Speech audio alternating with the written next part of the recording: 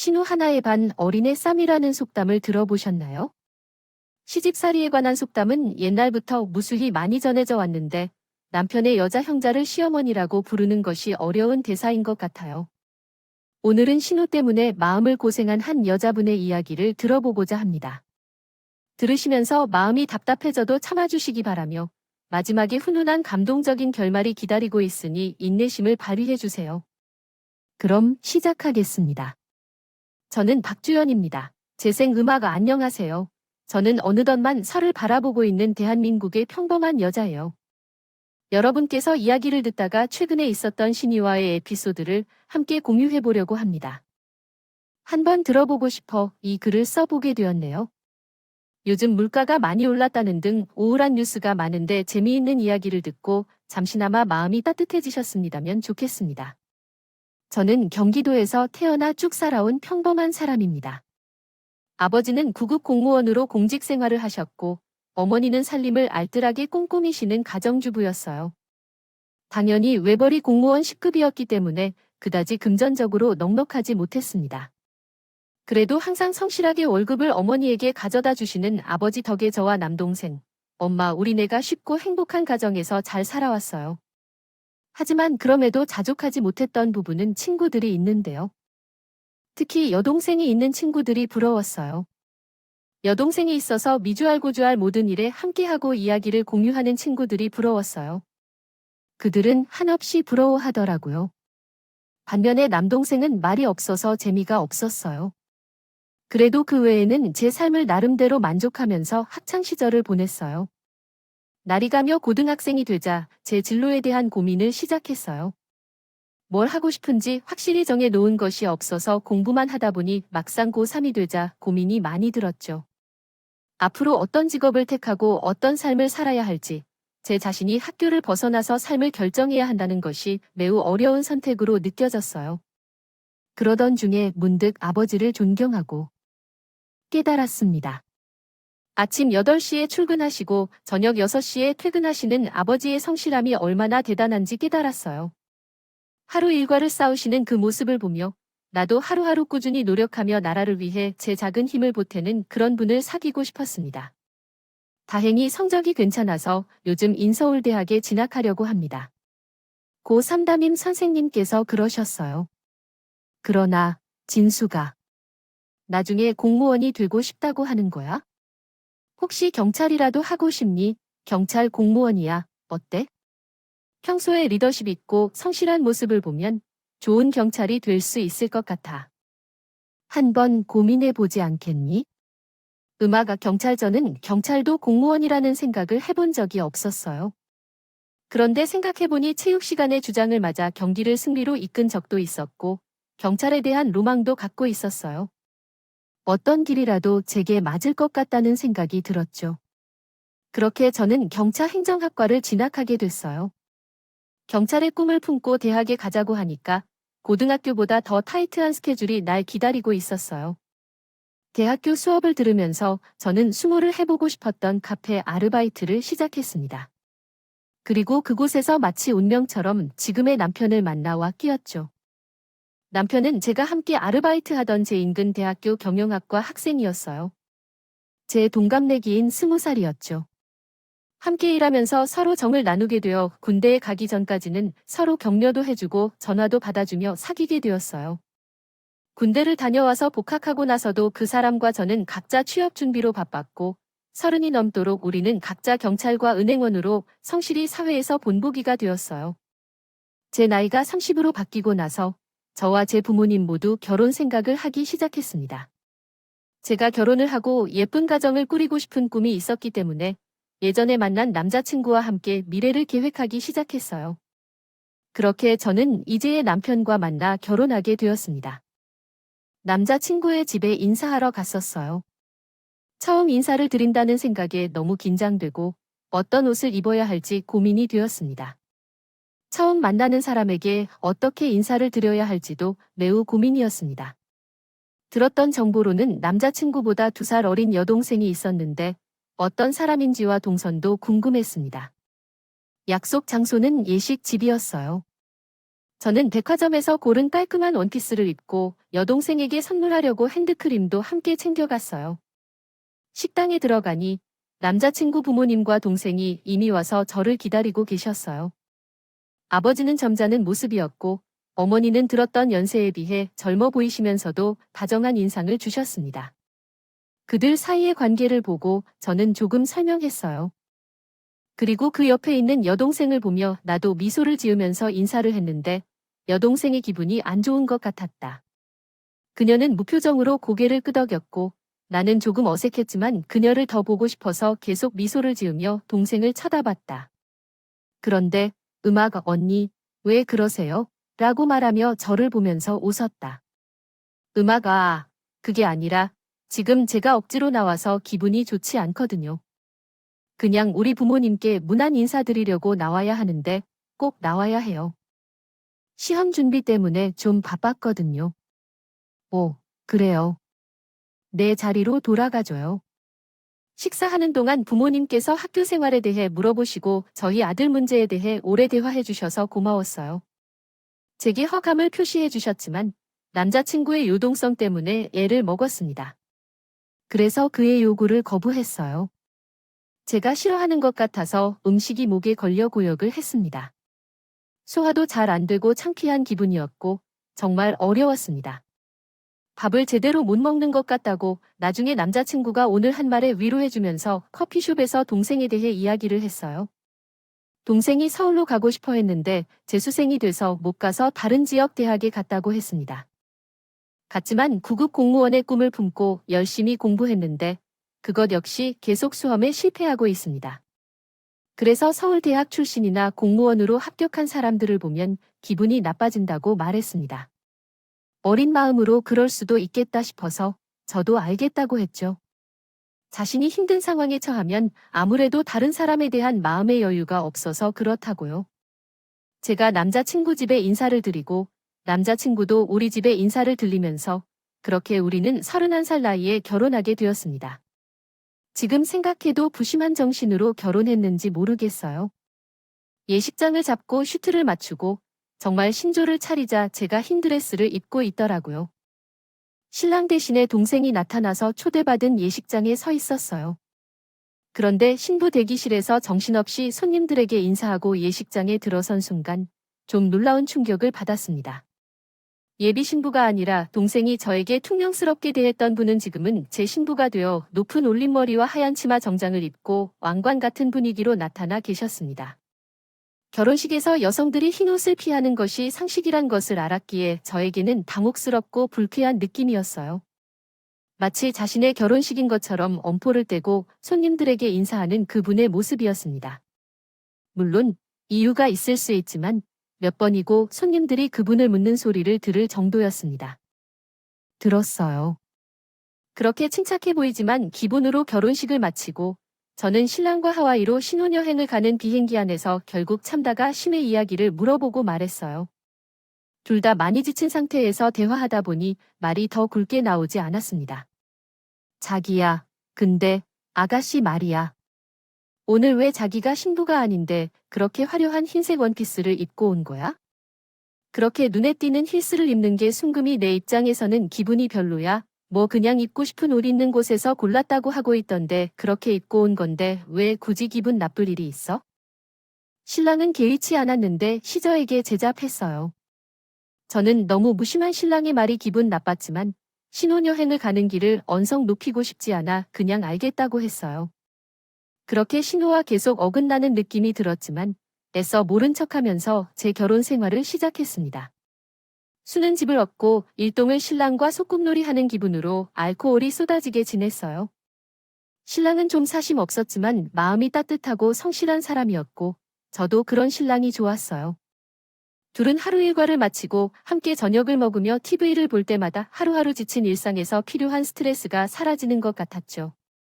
이 사람과 이렇게 말 10년을 살아갈 것 같습니다. 죽는다면 좋을 것 같다는 생각에 근거를 둔 꿈을 꾸는 것은 시간이 흘러가는 외롭고 힘든 시기였습니다. 부모님과 그들의 아들로 새롭게 사귄 가족으로서 서로 사이에 일어나는 일에 마음이 신경 쓰였습니다. 최대한 자주 전화를 하려고 노력하고 한 달에 한두 번 식사 자리를 함께 하려고 노력했습니다. 부모님께서는 언제나 친절하게 대해주셨고 아버지는 재치 있는 농담으로 제 긴장을 풀어주려고 항상 노력해 주셨습니다. 한편으로 신호는 항상 조용한 표정으로 행동하며 집에 있어도 자리를 피하거나 제가 오면 바로 나가버리며 항상 다른 약속이 있다며 떠나는 경우가 있었습니다. 신우의 행동이 계속해서 그러다 보니 너무 걱정이 되었습니다. 한두 번이면 넘길 수 있는 일이었지만 매번 이런 상황이 반복되니 마음이 상했습니다.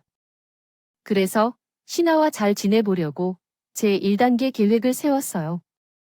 일단 남편에게 여정생이 좋아하는 음식이 뭔지 물어보고 좋아하는 커피 스타일과 디저트까지 조사한 다음에 신분에게 신혼집에 초대하고 싶다고 말했어요. 마침내 신분을 초대한 날이 왔어요. 저는 아침부터 점심때 대접할 음식을 준비하느라 앞치마를 두르고 신분이 좋아한다는 돼지고기 김치찜을 만들고 있었어요. 돼지고기를 잡내 없이 삶아야 한다는 것이 좀 어려워서 육수를 천천히 끓이고 있었죠. 김을 자르다가 김치 국물이 튀어 옷도 좀 더럽혔지만 난 신하와 친해지고 싶은 마음에 힘들게 고생했어요. 신분이 좋아하는 바닐라 라떼가 맛있는 카페 위치도 찾아놨어요. 마카롱을 어제 백화점에서 미리 구입하여 냉장고에 넣어두었습니다. 딩동이 울리며 12시가 되자 신호가 도착했고 전에 신호와 얘기를 좀 나누고 싶어서 신랑에게 1시쯤 어떻게 부탁할지 미리 말해놓았어요. 아, 왔구나. 아가씨 오는데 힘들지 않았어요. 어서 들어오세요. 아, 4시 5분이 되었네요. 밥은 집에서 먹을 거예요. 그 뒷부분은 이해가 어려워 이어서 번역해드릴 수 없습니다. 어모해 주셔서 감사합니다. 제가 좋아하는 것들만 있네요. 오빠에게 물어봤어요. 아, 네, 아가씨랑 추워지고 싶어서 노력 좀 했어요. 마음에 들어요. 공부하긴 한데 저는 잘 못 들은 줄 알았어요. 오버한다고 신호가 아주 작게 말했거든요. 아니야. 기왕 차린 거니까 맛있게 잘 먹을게요. 신우는 자리에 앉아서 밥을 먹기 시작했어요. 맛이 나쁘지 않은지 밥 한 그릇을 다 비우고 신우가 그러더군요. 아, 언니, 근데 돼지고기 잡내가 좀 나더라고요. 앞으로 오리하지 말고 그냥 배달 음식. 요즘 배달 음식이 얼마나 맛있다는데요. 괜히 고생하면서 먹는 사람도 맛있고요. 조이미하고 무키했던 하루를 보내게 돼요. 그렇죠. 전 솔직히 제 기분이 안 좋은데 최근에 다시 공무원 시험에서 떨어졌다는 얘기를 들었거든요. 그래서 그냥 좋게 대답했어요. 그러고는 신우가 싹싹 식사를 한 다음에 디저트까지 먹어 배부르게 하고도 두루마리 휴지 하나 들고 오지 않고 제 집에 와서 찌갑지 하더군요. 그 때문에 너무 기분이 상해서 서서히 말로 돌려 외워야 한다고 깨달았어요. 다시 생각하니 어차피 날 보면 통하게 굴고서도 좋은 말 한마디도 못한 채 서로. 가능하면 안 보고 말도 되도록 최대한 노력한 게 최선이라고 생각했어요. 그런 식으로 결혼한 후 한 2년 동안 저는 신혼생활에서 최대한 말을 삼가고 교류를 지키지 않으려고 했습니다. 그 사이에 제 신호도 1살 가까이 다가설 때에 계속 떨어지는 공무원 시험을 포기하고 유치원 교사 자격증을 따르기 위해 수업을 듣기로 했는데 그러자 경찰 업무 때문에 점점 바쁘고 정신이 없이 지냈습니다. 남편은 은행 일에 적응하기 위해 정신을 집중했기 때문에 정신이 없었고 오히려 서로 얼굴을 안 보면서 마음이 편해진 느낌이었어요. 그러나 우리가 그렇게 생활한 지 어느 날 서로의 전화번호를 교환해도 비교적 연락하지 않았는데 갑자기 제 핸드폰에 상대방의 전화번호가 나타나는 것을 발견했습니다. 걸었어요. 여보세요, 아가씨. 언니의 예, 여기로 좀 봐주어야 해. 4시까지 아무한테도 말하지 마라. 저는 무슨 큰일이 났나 싶어서 급하게 차를 타고 신호가 있는 모텔로 향했습니다. 도대체 늦은 시간에 모텔에서 무슨 일을 하고 있는지 이상하니 느꼈어요. 제가 보타를 당도하여 302호에 도착했을 때 배를 누르니 철컥 소리와 함께 신호가 문을 열고 서 있었어요. 언니, 이 안으로 들어와줘. 신우는 목욕 가운을 차린 채 머리가 헝클어진 채로 있었어요. 눈가가 붉은 것 같은 느낌이었어요. 저는 이런 모텔에 누구와 왔나 싶어 했죠. 방을 둘러보았지만 다른 사람의 흔적은 나타나지 않았습니다. 왕니에게 사실은 제가 남자친구가 있었거든요. 음아가 신우는 목욕 가운을 입은 채 제로 모텔의 침대에 주저앉아 이야기를 시작했습니다. 사연인즉 공무원 시험에 계속 준비하다가 같이 노령재능에서 스터디했던 팀원 남자와 눈이 마주치며 아무도 모르게 비밀 연애를 했다고 합니다. 연애하면서 둘 다 수험생이었고 돈도 없었기에 제대로 맛있는 음식을 먹거나 그런 것들을 할 수 없었지만 어느 날 그 남자가 원해서 오랜 시간 지내지 않을 거라 생각하고 그 관계를 공개하기로 했다고 했어요. 그러나 그러한 것들이 신경 쓰여 하던 중이었지만 저희 둘 모두 시험에 합격하면 우리의 조 남자대 같은 데이트를 할 수 있다고 신우는 그런 기대를 갖고 있었다고 합니다. 그러나 그 남자는 몇 달 전에 시험에 붙고 자신은 떨어지게 되어 빨리 취직을 하고 싶은 마음에 어린이집 교사 자격증을 준비하겠다고 했더니 그는 작가 그러듯해요. 현재 난 지금 내 나이가 서럽인데 35살쯤 나보다 5살은 어린 여자랑 결혼하고 싶어. 그러니까 네가 직업을 뭘 가질 건지 돈을 얼마나 벌고 하는지 그런 얘긴 나한테 아니 두들 명백하게 덜은 안아지고 엔조이라는 말이었죠. 수험에 붙고 나서도 암한끼 제대로 살지 않고 또 당연한 듯이 함께 모텔에 와서 잠자리를 갖고 그런 얘긴 됐는데 너무 화가 나서 그 남자에게 어떻게 사람을 이렇게 함부로 다룰 수 있느냐고 따졌다. 불 못했어요. 그래서 그놈이 정신 차리고 살라고 네 주제를 알라고 소리를 지르고는 자신의 혼자 호텔을 놔두고 다 가보라 하였어요. 도무지 원자역을 낙였을 자신이 없고 외딴 곳이라 차도 없을 것 같아 누군가에게 데리러 와달라고 연락하고 싶은데 떠오르는 사람이 나밖에 없다고 하면서 친구들에게 이런 것을 보이기는 어렵다고 하자 신호가 갑자기 울음을 터뜨렸습니다. 아가씨, 잘 들어요. 남자를 볼 때에는 그 사람의 번들을 돌아보는 겉모습만 보고 고르지 말아야 해요. 아가씨는 참 괜찮은 사람이니까 시간을 가지고 충분히 노력하면 분명 좋은 사람을 만날 수 있어요. 자신을 좀 더 소중히 여기길 바라요. 오늘은 제 차 같이 타요. 뭔가 추워 보여서 뜨끈한 국물 좀 떠야겠네요. 음식이라도 드릴까요? 설렁탕 어떠세요? 오늘 일은 비밀로 유지해주고 욕하지 말아주세요. 촉을 많이 감사드리며 오늘의 섹션은 잊지 않겠습니다. 그런데 신화의 엉겁결에 신호의 깊은 이야기를 들었는데 그래서 설렁탕 집에서 함께 앉아 먹게 되었어요. 그 사건으로 인해 저는 신을 좀 더 직관적으로 여기게 되었습니다. 우리는 예상보다 자주 만나게 되어 서로 더 친해지기도 했고 특히 언니가 없어서 너무 좋다고 속으로 생각하고 싶다고 해서 그 후부터는 일상의 다양한 주제에 대해 대화를 나눠왔어요. 하루 종일 우려되는 생각에 카톡에 시달리느라 학교에서 일을 하다가도 신의 힘이 나에게 응답했다고 느꼈고 조금이라도 다른 생각을 하면 신원이 바빠서 답장하지 못하니까요. 그가 말하면서 꼭 서운함을 나타냈어요. 사실 내게 신뢰가 부족한 정도는 일상생활에 지장을 줄 만큼 심하지 않았지만 그래도 나는 옛날에는 나를 무관심하게 바라본 씨 같은 모습보다는 나아졌다는 생각에 열심히 노력해야 한다고 생각해요. 이후에도 영화나 연애에 대한 꿈을 버리지 않고 몇 차례의 소개팅을 했는데 이상하게도 좋은 사람을 만나지 못했습니다. 안경을 써서 안경을 착용하는 것이 남자들에게 덜 호감을 주는 것 같다고 고민해서 함께 번화가에 나가서 안경을 바꿔보고 싶다고 해서 안내해 주었어요. 그 외에도 전반적으로 삶을 더 잘하게 되는 것들을 조언해 주기도 했습니다. 소개팅 중 여러 가지를 경험했는데 상대가 제게 적절한 관심을 보여주지 않았습니다. 일반적으로는 남자친구를 소개해준 친한 오빠부터 시작했는데 그 정도까지 신경을 쓰지 않았던 것 같습니다. 시녀에게는 모든 관심을 기울이며 말을 잘 듣고 신호의 연애가 좋게 됐으면 하는 진심으로 바랐습니다. 그러나 몇 번의 소개팅에서는 대화도 제대로 나누지 않고 술자리가 끝날 때까지 소통이 이루어지지 않았거나 약속 시간에 늦게 나타나 놓고는 더치페이를 제안하는 상대도 있었습니다. 더 이상하게도 주변의 남성들이 행동이 좋지 않았어요. 이로 인해 매우 실망했고 항상 부러워하던 부분이라고 해도 제일 좋아하는 남자친구 같은 좋은 남성을 만나기 어려운 점이라고 생각합니다. 결혼했다는 이유만으로 맥주를 한 잔 했는데 그 사람이 저에게 전화하며 부럽다고 하더라고요. 또한 직업은 직업이지만 그가 공무원이 되어 시식을 잘 하고 싶어 하는 마음이 커진 것 같아요. 이제 어린이집 교사가 되어버려서 낭패를 겪은 것 같이 한탄하게 되었습니다. 그런 식으로 잠깐 동안 그 사람은 저에게 매일 연락을 했고 왜 술자리에서 나에게 전화번호를 물은 것인지 모르겠다는 말을 하며 신세를 탔습니다. 나는 귀찮은 연락에도 불구하고 한 번쯤 여동생으로 생각하며 너무너무 안타까웠습니다. 어쩌다 첫 만남이 잘 마무리되었어도 두 번, 세 번 애프터 갖고 데이트를 하면 가볍게 그만 만나는 것이 낫고 그렇게 언행하고 싶지만 그에 맞는 사람이 없네요. 나타나지 않고 자꾸 실패를 했습니다. 저도 나중에는 걱정이 되고 너무 피곤해서 대기업에서 일하는 친구들을 통해 소개팅을 알아보았어요. 아침에 서울대 출신인 구원 씨가 있다고 해서 그분을 소개해 주실 수 있냐고 했습니다. 저에게 신세진 일을 하는 친구가 있어서 무조건 연결시켜 줄 것이라고 했어요.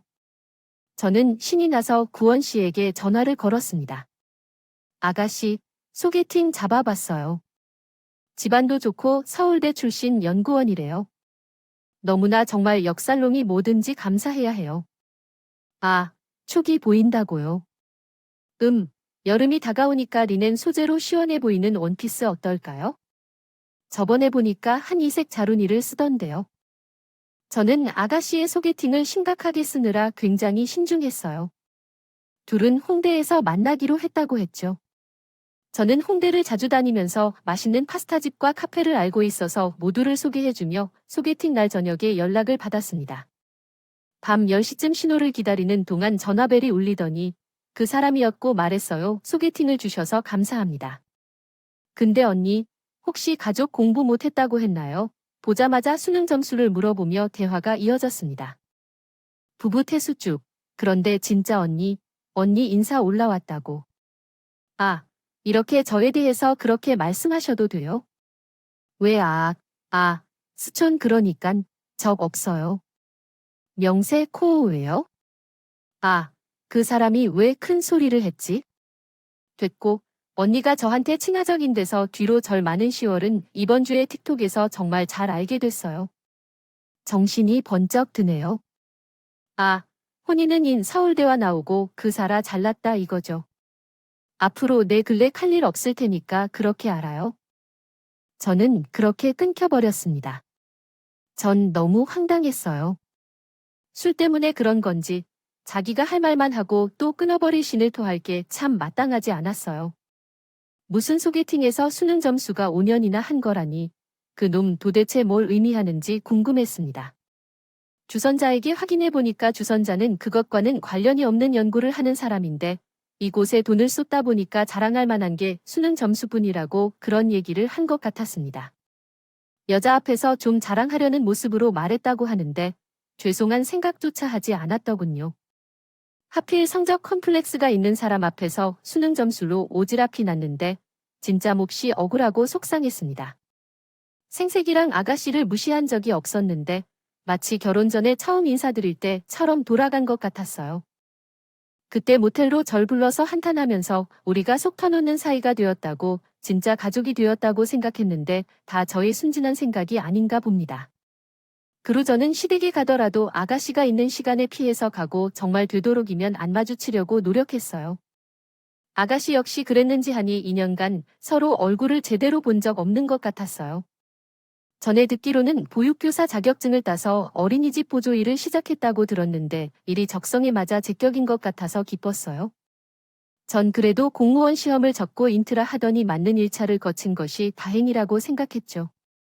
어쨌든 날 우아하고 있어도 신우가 저한테는 동생 얼른 나이고 또 계속 변하는 것 같아요. 뭔가 잘 안 풀리는 삶의 신이 돼버린 것 같아요. 그런데 어버이날을 앞둔 금요일이었어요. 갑자기 몇 년간 연락이 끊겨 있던 사람이 갑자기 연락을 해왔습니다. 언니, 이번 주 토요일 저녁에 시간 괜찮으세요? 내가 소개할 사람이 있어서 집에 데리고 갈 건데 3시에 오빠랑 함께 와주시겠어요? 알겠어요. 오랜만에 알아간 사람이었죠.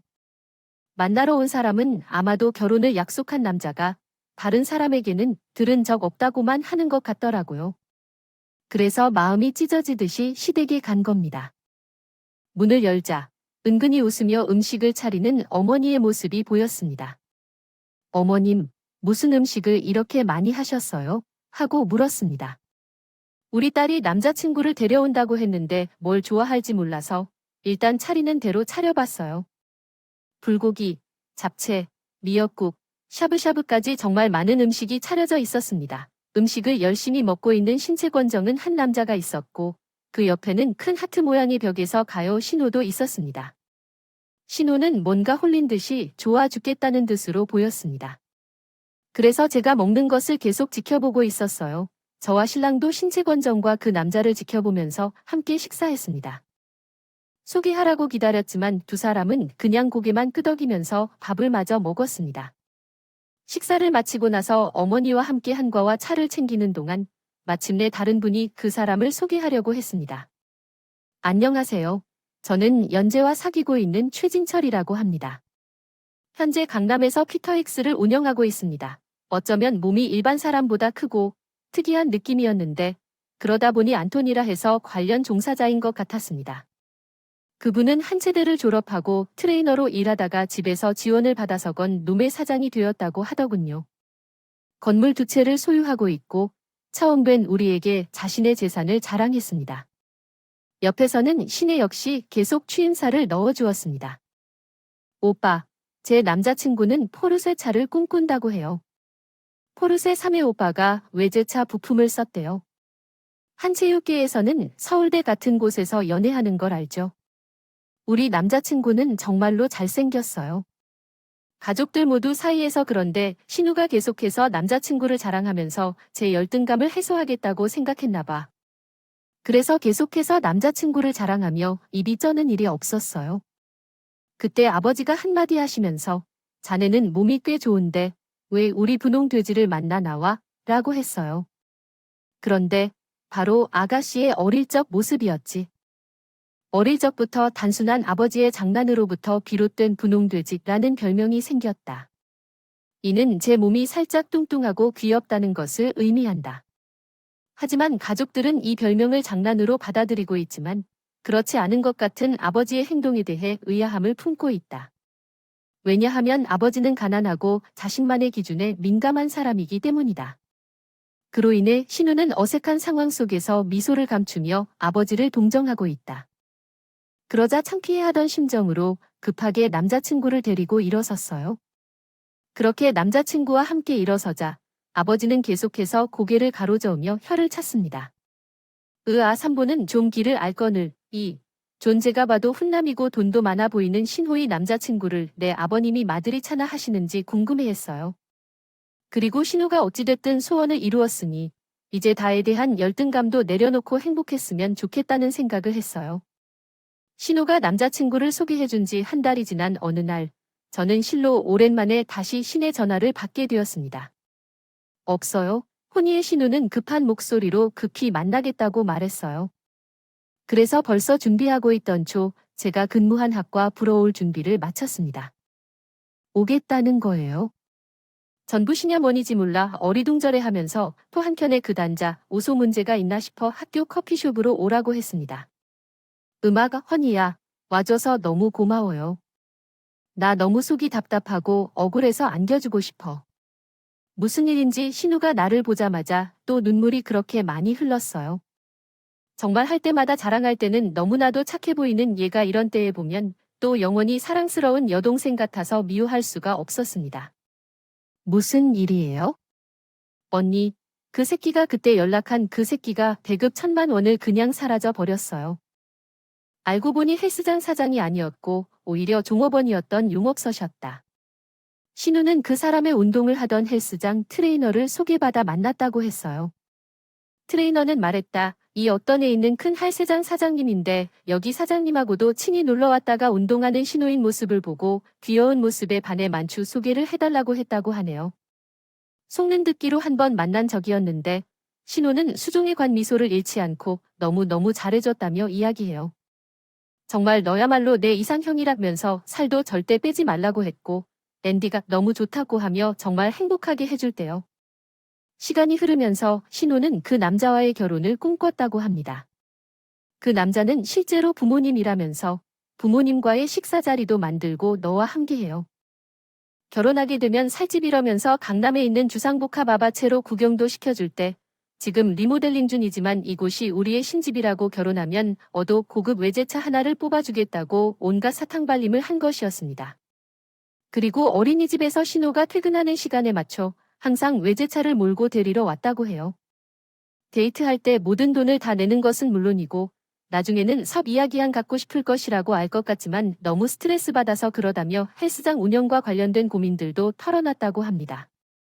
그러면서 지난 가을 그 남자는 자금이 갑자기 막히게 생겼다며 외국에 있는 내 계좌에 돈을 찾아야 하는데 시간이 좀 걸린다더라.